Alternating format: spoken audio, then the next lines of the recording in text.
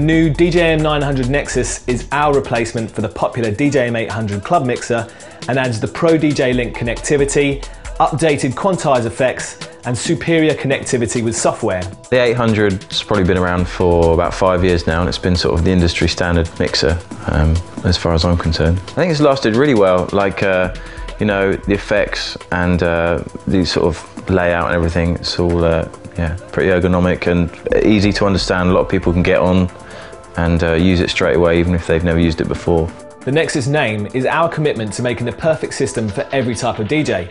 And to start with, it's Tractor certified. The original setup before the DJM-900 came along was 2 laptops, 1 running machine, 1 running Tractor, 2 Audio 8 sound cards. Now with the new mixer, it makes it a lot easier. Now I can just have 1 laptop, running machine and Tractor. So it's totally halved my setup. And also now not having the sound card, to having to plug the sound card in and stuff, I can just come in, plug the USB straight in. And my DJ setup now consists of 2 CDJ-2000s, 1 DJM-900, an iPad, a MacBook with Ableton Live on, a Korg Nano Pad, a Korg K oscillator, and an EFX 1000. I also use the 900 as a control surface. I use the Nano Pad as a control surface and my iPad as a control surface, all in Ableton. The 4-channel 24-bit 96K sound card and full MIDI control integrates the mixer with high-tech DJ tools. People, if they're using Tractor or Ableton, they can just plug straight in. You know, all their drivers and everything can be customized before they go to the club. We've added a new touch-sensitive X-Pad to the beat effects, which brings rhythmic expression and instant effects triggering to your fingertips. There's 5 insanely high-quality beat effects too, with a studio-style reverb, the beat-mashing slip roll, the madness of spiral, and a sidechain innovation of melodic. The color effects have been expanded from 4 to 6 with the new dub echo, space, noise, and with studio-style dynamics of the gate and compressor. So let's start out with the color effects, which are available on all 4 channels and independently controllable. Well, the whole thing about the mixer, I just love the whole layout. I love the filters are just, for me, you know, one of the best you can get. You know, I've always been obsessed with the high pass and the low pass filter on it because it's the main part of the way I mix. Well, obviously there's some nice new color effects on there, like the space, which is great for creating builds and like just splashing out snares and bright frequencies. That's also a post fader effect, along with the dub echo, which is also a post fader effect. Drop the fader and the effect still bleeds. The same with the space effect. And of course, you can punch them in and out. So if I grab a nice high sounding snare, get a nice long tail on it.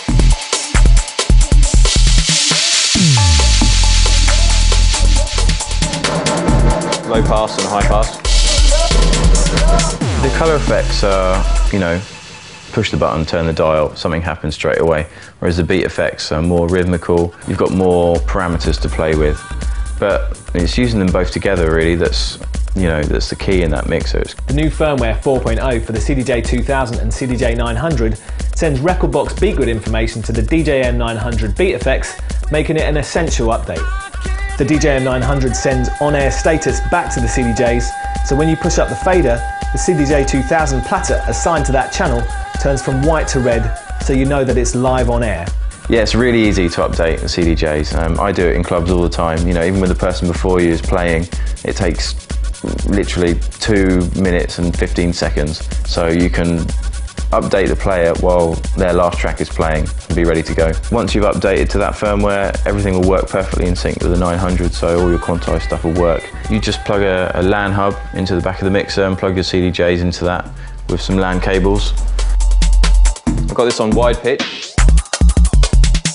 I've got my scratch sound over here. I'm going to use the transform effect, which is timed and quantized to this deck.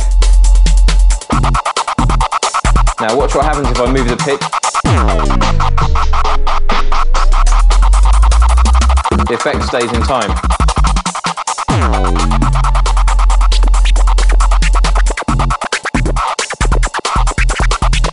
The X-Pad is just, it's like an XY pad, but just one axis. It's like super simple. It's kind of a touch ribbon thing.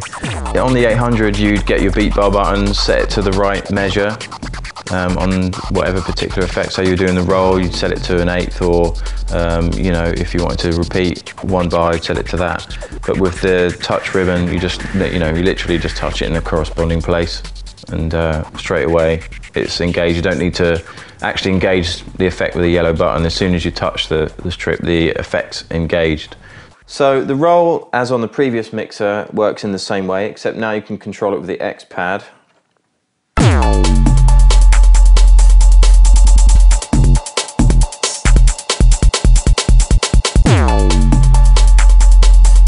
And what I like to do is use it to do little fills or little breakdowns, and combine it with some of the colour effects here,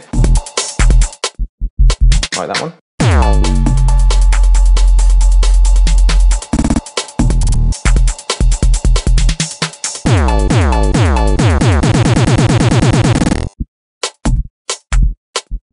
So you make your own little breakdowns, and then you can just take little sections with the roll. So we get those little snares next time they come around.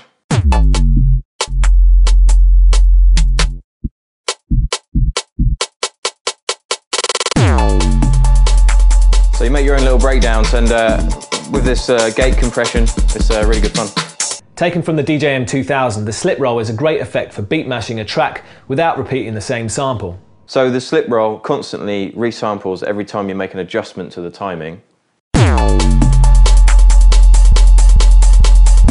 They've sampled a new part of the beat. And now all the roll effects are post fader, so you can do the sound color effect.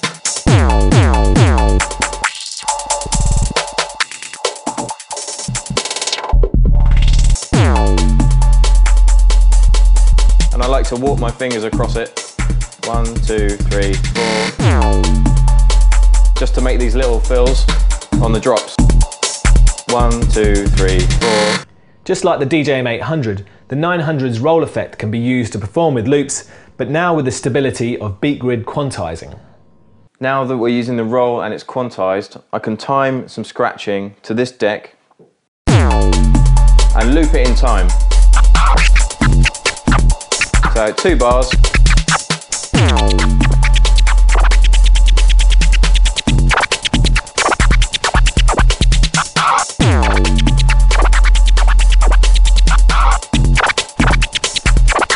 It stays in time.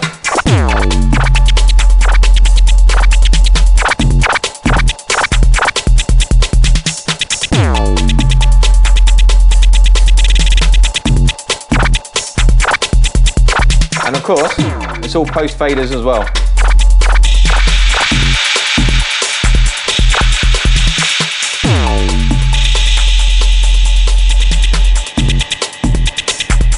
Dub echo.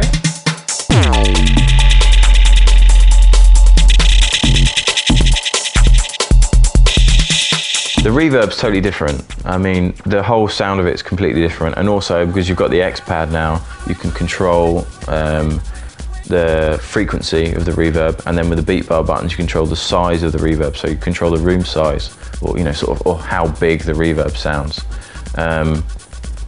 So you can whack the frequency up, get a high pitch reverb, you know, again post fader, so if you take your finger off you're going to get that tail that bleeds into the track, and with that tail, or if you turn the depth all the way around and cut the original source, you know, you just are left with the tail on its own. You can change the room size and get that weird sort of pitching effect. You know, it's brought the reverb way up to date. It's massively improved on any previous reverbs that have been on Pioneer mixers.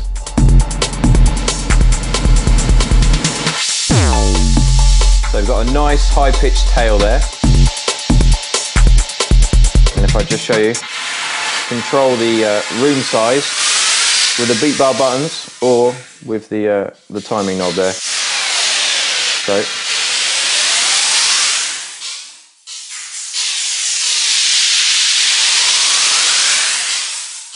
well, the spiral is a little bit mental, but it's great fun. It's kind of the rock band effect. So the spiral is like a tape delay that's gone bananas, and it sounds a bit like this. It's pretty gnarly.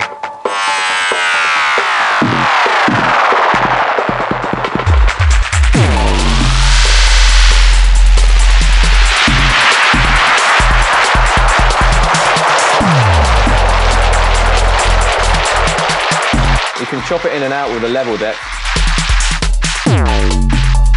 and it records it in.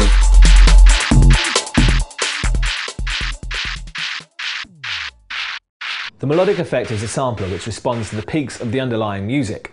It was the one effect I thought, how do you use this effect, you know, in a useful way? But I just persevered with it and mucked around with it, and I think that for me, even though it was kind of the most awkward one to get to grips with at first, it was kind of, you know, the most satisfying to use in the end, and the most interesting. To get the melodic effect sounding quite funky, to get the cowbell, we snatch it with the yellow button, but then I switch to the X pad straight away and change the pattern.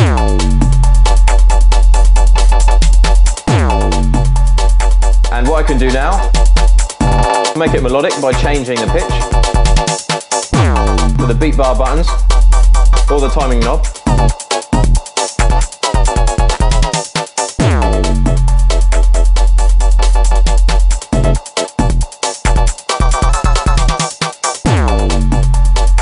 And what you can do is I've got my sound color effects on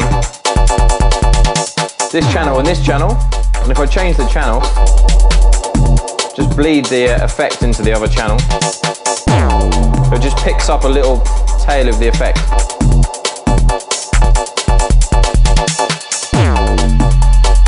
Now if I go all the way down,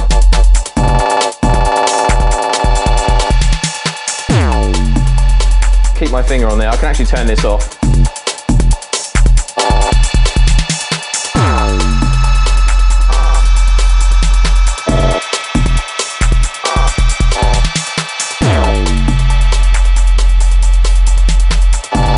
I can use the dub echo as well.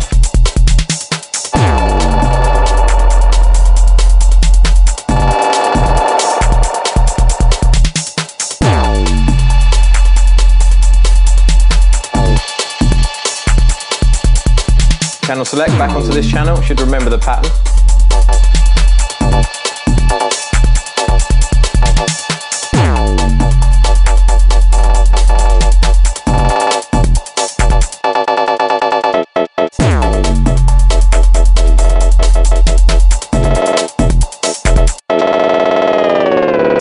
Along with all these new effects, the DJM-900 Nexus has also adopted some features from the DJM-2000, like our best audio circuits yet, operating at 32-bit. The output I've noticed a lot is a big improvement from the 800 to the 900. The 900 Nexus includes the Q-Link, which is an additional preview channel dedicated to monitoring new tracks from Rekordbox directly to your headphones. We've added the isolator EQing, so you can switch from classic to kill. The 900 Nexus will be even more reliable with sturdy new fader technology that no longer positions electronics directly under the faceplate opening. And the Pioneer P-Lock fader caps are impossible to pull off in the heat of the mix thanks to a new locking mechanism. Another refinement is all the connections, which are now symmetrically and intuitively arranged so you can easily connect sources blind. The 900 for me is better for me because you know, I prefer the effects on there. The layout I'm used to obviously from the 800, and you know, along with this sort of quantization, you know, with the beat gridding from Rekordbox, it yeah, you know, adds a new dimension to the way you can use effects.